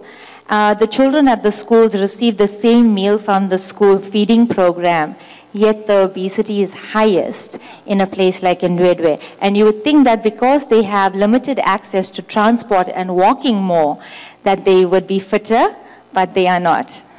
So something to do with genetics? Yes, it's possible. I want to, at some stage, look at the genetics as well. I think it's important because there is someone back home who is conducting research in the genetics of obesity, especially in the African population. So I wanted to extend it and see not just the African population, but across all the major race groups of South Africa. More questions? Actually, you can try the microphone by pushing the button. Thank you for the nice talk. I have a question about, is there any national level of educational program that's promoting health or trying to improve the situation in South Africa? Okay, so currently South Africa has a school nutrition program. And this started in 1994. It was really well developed at that stage. It was very promising because the children were received either a breakfast or a lunch at the schools. And for most of these poverty-stricken children, this was the only meal of the day. However, over time, government decided that they were not going to fund it by themselves, but this scheme or feeding scheme was going to be tendered. And once the tendering process became involved, they moved from good food to cheap food. And so now I found last year, after discussions with the children, that they are now refusing those meals as well. So I wanted to find out why they were refusing the meals. And they basically said, we don't want to eat food that you wouldn't just give anybody. And it does hold true, I think. I think they've shifted the focus from the whole nutrition program and are now just looking at it as a money-making business. And so it is really a problem because while we're trying to focus on obesity, there's also the problem of hunger in some of the schools. Now, is the nutrition value monitored or designed by the government or expert in the government? No, we don't have a monitoring system in place. Okay. And that's the problem. If we have something like this, it would guide us. There's not a lot of publications, there's not a lot of statistics, and currently in South Africa, the focus is more on HIV/AIDS and TB. The focus on non-communicable diseases and the modifiable risk factors is minimal. So there's no educational program either? No. Okay, thank you. No. So may I have a question? Yeah. Obesity is a worldwide problem, but do you know what's the difference between Eastern and Western areas? I think it's a case in South Africa, in terms of the African context, it would be that we are following a lot of westernized diets. So we've moved away from the traditional diets, which was high in fiber, lots of fruit and vegetables, and now we're moving across to diets which are high in sugars, high in fats. And because of that, it's creating that huge problem. With the huge fast food chains, with the supermarkets, with the advertising, the marketing, it's becoming more apparent that we're moving into that Western structure. And therefore, we're losing the whole essence of what is healthy and what isn't.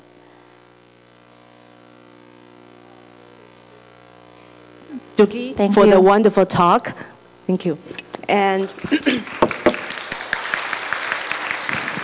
our next speaker is Professor Lin Yimei from the Institute of Biomedical Sciences of University.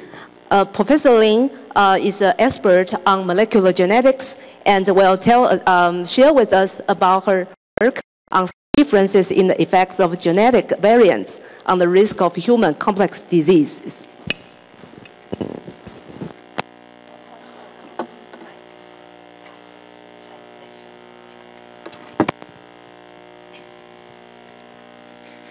Okay, good morning, and welcome again to Zhongxin University. I'm Lin Yimei from Biomedical Institute of Zhongxin University. Today I want to discuss with you about how the sex differences affect the genetic variant and does it affect the disease outcome. Men and women are different in many ways. We all know that. And the many differences between sex is influenced by the environmental factors. However, the fundamental differences between sexes are rooted on the biology. So as a genetics, I'm particularly interested in what is the sex differences among those genetic variation. Does the same genetic variant will have different outcome on men and women? So in my lab, I devoted to study the relationship between those genetic variation and the disease-related outcome. We want to ask how those ATCGs change will alter the the disease phenotypes. We apply genetic study and apply the bioinformatics prediction to study the biological function of those genetic variants and study the interaction between gene and gene and study the interaction between variant and variant. We want to put all our effort, try to answer some important clinical question of how those genetic variants, how those genetic factors alter the clinical issue. And in this part, does sex matter? If the sex matter, when we found one genetic variation, it could have different pattern in men and women. So in the next few slides, I will show you three that found on our research and to show the sex differences between genetic variations in different genders. The first one is talking about the and the bipolar affective disorder. Bipolar affective disorder, BPD, is also called and depressive illness, common and complex psychiatric disease. And the monoamine oxidase MAOA gene is encoded enzyme that can degrade many biological amines, including serotonin. And serotonin is a very important neurotransmitter in the CNS. It can regulate variations for 2 or 3. If I carry MAOA 114S, I am subject to BPD, is that right? Yeah. Okay. Yeah, I think so. That's my destiny, right? Yeah.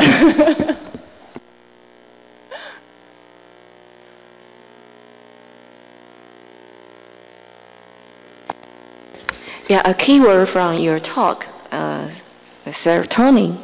Yeah, it's the key hormone for maybe get involved in this disease. Yeah. So, do you have any suggestion for dietary supplement to rescue such a disease or ease such a disease? Yes. Thank you. Okay, the first thing is still need to go to a doctor. Okay, and I always tell the student to eat more banana is a good thing. Because the banana have a lot of the tryptophan and it's necessary role to synthesize serotonin. Yeah, and maybe some milk. It's good for our mood.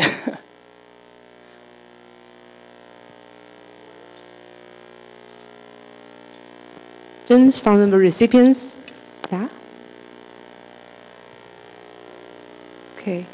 So I have a question. So you mentioned on the bipolar disease, and for men it's less suffer from because well, it's more, right?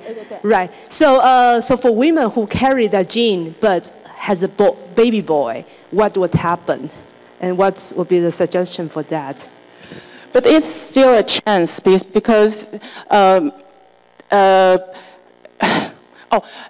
woman have a baby boy? Oh. So you're asking about advice? Yeah. Okay. Although in our study we found 100% of the male carry the 114S is suffer with BPD, but because it's a start in World Health Statistics. And our variables, we categorize them into two main categories, health outcomes and predictor variables. All right? So, namely, they are life expectancy, infant mortality, and under-5 mortality as our health indicators. And for our regressors or predictor variables, we looked at health expenditure, how much money we're spending on health, all right? And then the primary health care, the public health and primary care provisions that are available to the populations in these countries. Okay. So here's the descriptive analysis of our data in general. Again, we have our variables categorized into these three main categories. Our main outcomes, the life expectancy, infant mortality, and under-5 mortality. And then, of course, our predictors, how much we're spending, and how the coverage of our public health provisions is looking, and our access to primary care. Okay? So here are these scatter plots. So it's a bivariate analysis looking at just two variables at once, using under-5 mortality rate as the health outcome.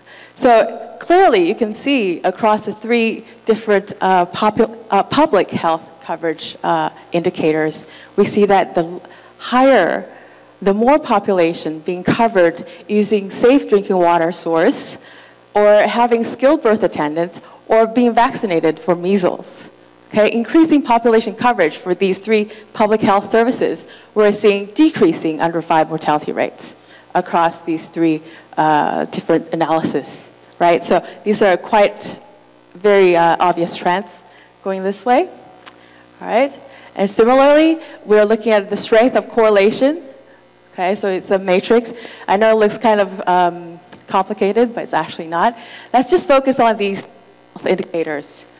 Okay, so aside from the high association amongst these three indicators, 1, 2, 3, we're seeing the public health provisions and our primary care access also have high correlation with our three indicators in a positive manner. Okay? What does that mean? Is that, for instance, if you have increased coverage for safe drinking water, we're seeing a positive association with life expectancy. So the more people with access to safe drinking water, they're going to live longer. Okay? So, and it's also correlated with negative associated with infant mortality. That means the more people with drinking water, less babies less than 1 year will die, and less children under 5 will die. Okay, so we're all seeing a consistent trend for public health services here. The increased proportion of population with these access to public health services, it's better for the population health, consistently, right? And finally, this leads to the multivariate analysis, where we try to adjust for different variables at once. And we have two different models here. The first model only incorporates the health expenditure variables, how much money we're spending. So as you can see here, for our model A, our results show that the more money you're spending in your country on health does not lead to good population health. Instead, it's got a negative value. So that means the more money you're spending is actually leading to less life expectancy. And it also does not matter where the money is coming from. Here, the indicator shows that the proportion of money coming from government. Okay, so the more money the government is spending also does not have a significant contribution to life expectancy or infant mortality or under 5 mortality. All right, but for model B, we further look on to additional variables. We added the public health services and primary care access variables here. And we saw that, again, total health expenditure as a percentage of GDP does not contribute to positive health outcomes, but instead increase coverage in public health services.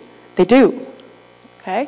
So consistently, safe drinking water, skilled birth attendance, and measles immunization. We are looking at positive association with life expectancy, negative association with infant mortality, and negative association with under 5 mortality. Okay? So we're convinced that for these countries, their economy is not doing that well, but that's okay. These provisions are not too expensive. They are not expensive at all to have safe drinking water, to have vaccination, to have basic services available to these people are critical. All right? So our key message here is we concluded with this statement. To make public health and primary care services accessible and be used by everyone is a wise means towards improved health, population health in these countries. All right? And the key word here being everyone. Okay? That means the proportion of people having access to these services. So good health is a product of well-performing basic health system. Right? So going back to my slide where I was talking about good health systems, what it should have. So one key component, financing, and the other one is services delivery. Right? And so we believe that there's a fundamental connection between good health systems, supporting basic services, public and primary care, and good health, even at low cost. Even at low cost. Okay. All right, so that's the story about low and middle income countries. I want to go back to the context of Taiwan. Taiwan has a different story as we have a relatively higher income in this country. But we have our own problems. And here, briefly, I don't want to go too detailed into this table, but this is how we've evolved through the years. And one issue that we're facing is, of course, the aging population that we currently face. So our proportion of population age over 65 is rapidly increasing. We know that it's aging rapidly.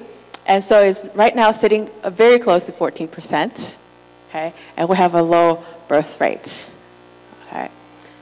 And so in the projection data, we're looking at in the upcoming years, our age of productivity will rapidly decrease in the next 20, 50 years.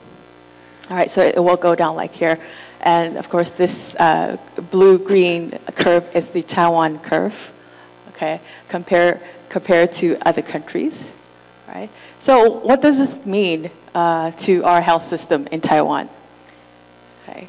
The changes in our society, all these changes have led to some results that we see. So we're seeing changing demographics, and also as an island country, along with more efficient transportation infrastructure, people can move, they're mobilized more efficiently. And there's an increase in average household income. And the property and land prices escalate. Now you might think, how does this have to do with healthcare system or health system overall? These led to these consequences, okay? So for our hospitals, we're seeing that there's establishment or restructuring of bigger and bigger hospital networks, right? So the middle-sized hospitals are disappearing. And then we are seeing higher expectations for medical quality by patients. And we also need higher costs for hospital expansions. And we're also seeing excessive use of our healthcare services. That leads to our issue where we need greater need for economic efficiency. So that's our currently the Taiwanese problem in terms of health system, which is quite different. So I want to end here with the idea that every healthcare system is tailored to the dynamic mix of each country's social, cultural, historical, economic background, environment. So no one shoe fits all. Each different country has different problems and issues, but for my study presented, they're looking at overall for low and middle income countries, what we should do about their population health, and universal health coverage for primary health care is a possible solution. All right, thank you very much. And I'd like to, thank you. Yes, again, we have time for a few questions. Yeah. Thank you, Dr. Shea, for your very motivating speech. I have a question that I would like to ask about your perspective on what role should the Taiwanese government play in the global health, like the public health issue. Thank you. Thank you for your question. Now, that's a very sensitive question. As all of you might have heard that we might not be going to the WHA this year, and the cause or the issue may be political, all right? But in Taiwan, I say that our public health expertise has helped in a lot of ways, or even advanced before other countries, for example, like hepatitis B vaccination. So its contribution to the public health society as a global community, I say the contribution is really significant, despite the fact that we might not present in the World Health Organization activities or events, but we're still speaking out our voice. We're still publishing papers so that the global community would know what we're doing in general. All right, thank you.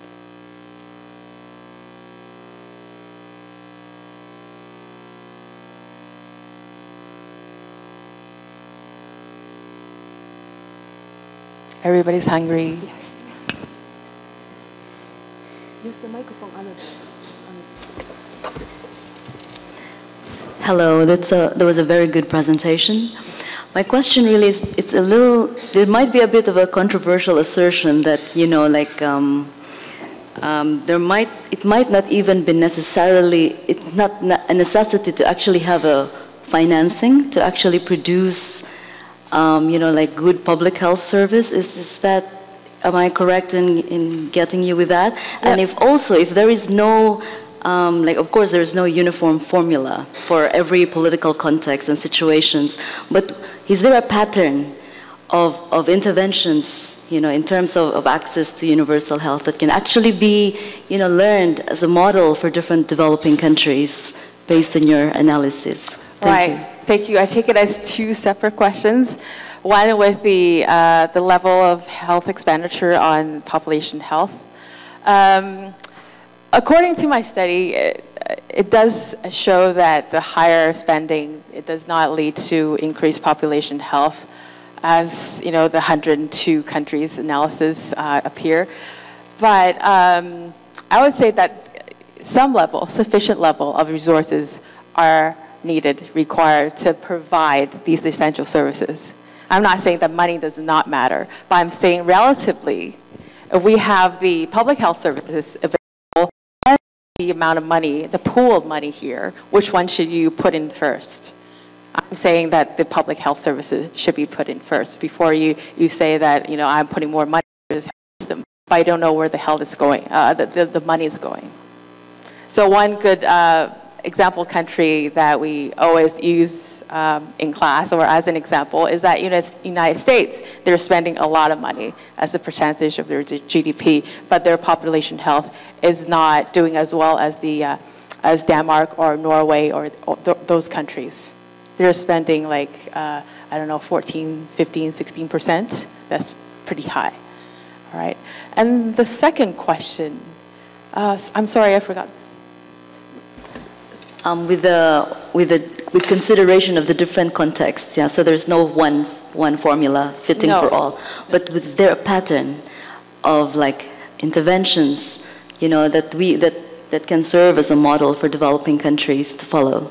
Yes, consistent pattern. As I suggested in my study, private healthcare is very important as the first level of entry into the health system. And also, there are other studies, abundant of studies looking at maternal and child health issues. If we take care of children or babies when they're still in their mothers, when they're pregnant, then we'll see a very long-term sustainable health outcome in the long run without spending too much money. So there's a lot of studies looking at maternal and child health. Public health issues too. And I think that's a part of the Sustainable Development Goals as well.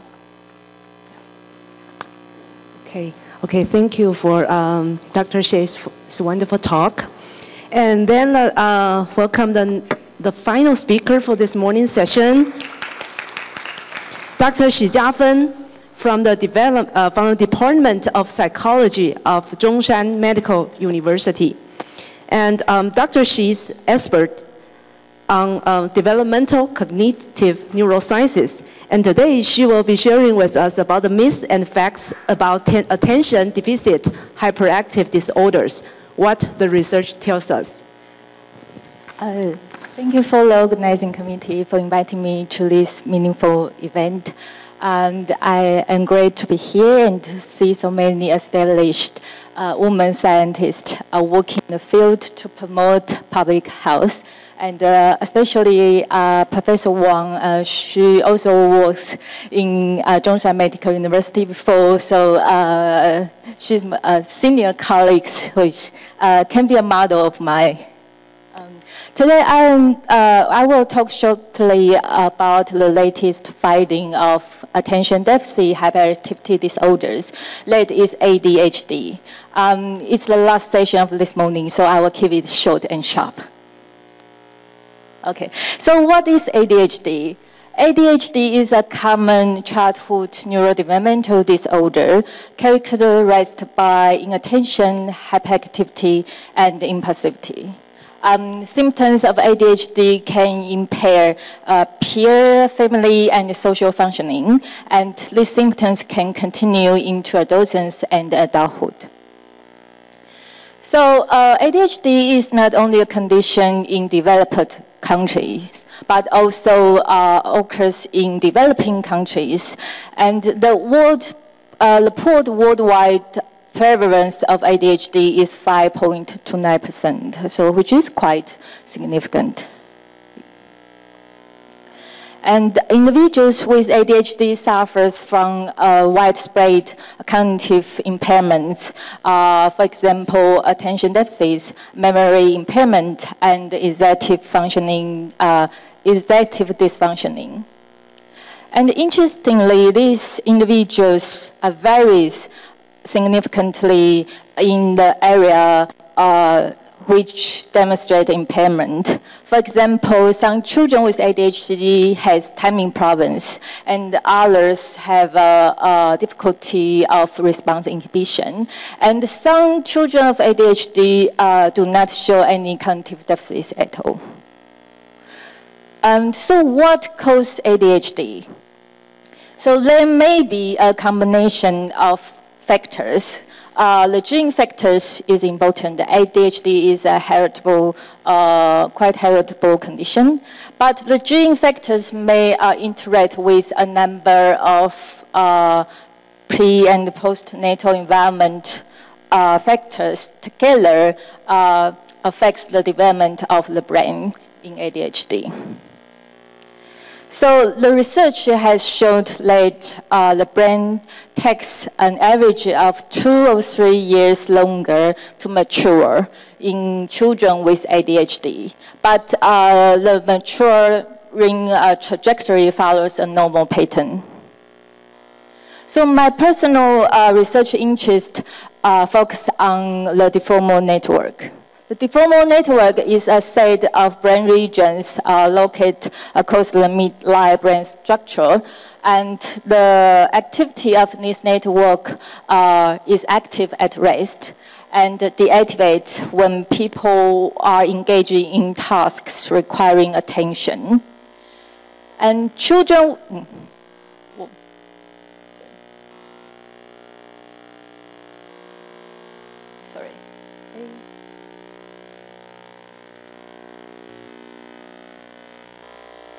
sorry about it.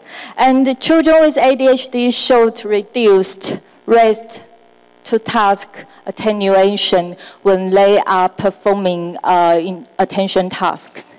And interestingly, my research showed that when these children are waiting, either waiting for a reward or in a condition when they are forced to wait, they did not attenuate the activity of deformal network to a normal level. And we think that this may be related to their waiting problems. So this is an interesting study showing that the reduced rest-to-task attenuation of deformal network activity can be improved by medication and motivation. And so when individuals with ADHD are off medication, they show the reduced rest-to-task attenuation of the deformal network activity. However, if they take medication, the deformal network activity was reduced to a normal level. And more interestingly, if giving these individuals a high value reward, even if they are not taking medication, they can also attenuate the deformal network activity to a normal level. So this tells us that these individuals may be able to control their brain, but they just need some boost. Okay, so how can we help them? So, well, medication can have an effect, but many parents have concerns about using medication. So in addition to medication, a lot of therapies has been developed, including parenting and behavior intervention programs, psychoeducation, and other treatment, for example, physical exercising and diet. I would like to talk more about the parenting programs. So the parenting programs target ADHD in development, and it involves GAN or GAN-like activities, and parents are taught to deliver the GAN-like activities at high frequency at home. So it allows therapeutic activities into daily life, and this can also improve parent-child relationship. So I would like to talk more about the idea of early intervention. So early childhood is a critical period for brain development and neuroplasticity. So if we applied early intervention in children with ADHD, we may be able to stop the onset of many comorbid conditions, such as oppositional defiant disorder, depression, anxiety, and substance use.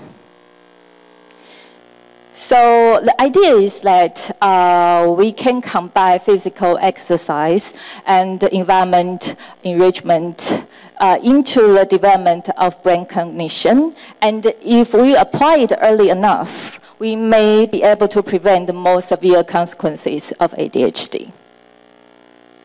But, well, this is just an idea, and we need more RCT studies to prove the treatment effect. But what we do know for now is that the parenting programs and behavior intervention did show a positive effect on ADHD symptoms.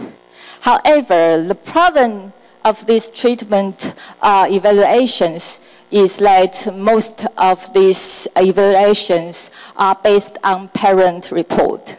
And parents are often involved in the treatment. So there might be a psychological comforting effect that because they are involved in the treatment, so they may rate that the child's symptoms are improved. So so there may be a bias for that. So when the researchers took a closer look at the blinded measures, for example, a report from a school teacher who do not know that the child is receiving the treatment, then the treatment effect becomes insignificant, which is a bit sad, but maybe not late stage. Well, although parenting and behavior interventions may not have a positive effect on ADHD symptoms, but it did improve parenting practice, parent-child relationships, and internalizing behaviors of the child, and academic functioning and social skills, which are all very important components for the child self-esteem development. So my take-home message is that ADHD is a neurodevelopmental disorder. They are not just lazy. Well, they suffer from some delays in the maturation of their brain. Well, behavior and parenting interventions cannot be supported as a first-line treatment for core ADHD symptoms, but it does benefit parenting behavior and quality of parent-child relationship. Well, the intervention should engage both parents and child, and perhaps teachers in a manner that will engage them in an ongoing and meaningful and enjoyable way. And it should be commenced as early as possible. So that's it.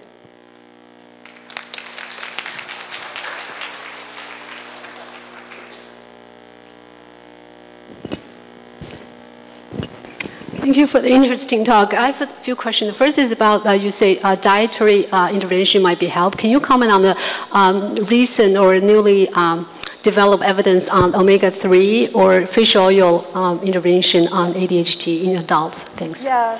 They did have some research demonstrated that omega-3 has positive effect on ADHD symptoms. I think there is a research team in China Medical University. They did a lot of work there.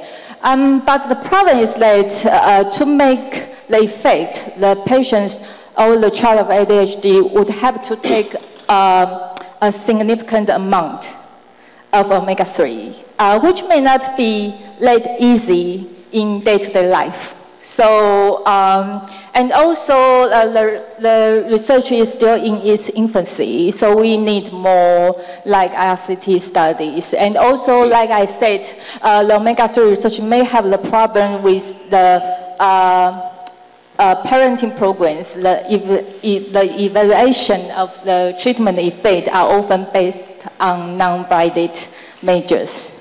And we should have more like randomized studies and use more objective measures to assess the improvement of the treatment. Thank you. The second question is about the, because you mentioned that there's a delay of development in the brain, prefrontal cortex, or other areas. So my question is, has there any evidence or research showing that the CBT, the cognitive behavioral therapy versus meditation or physical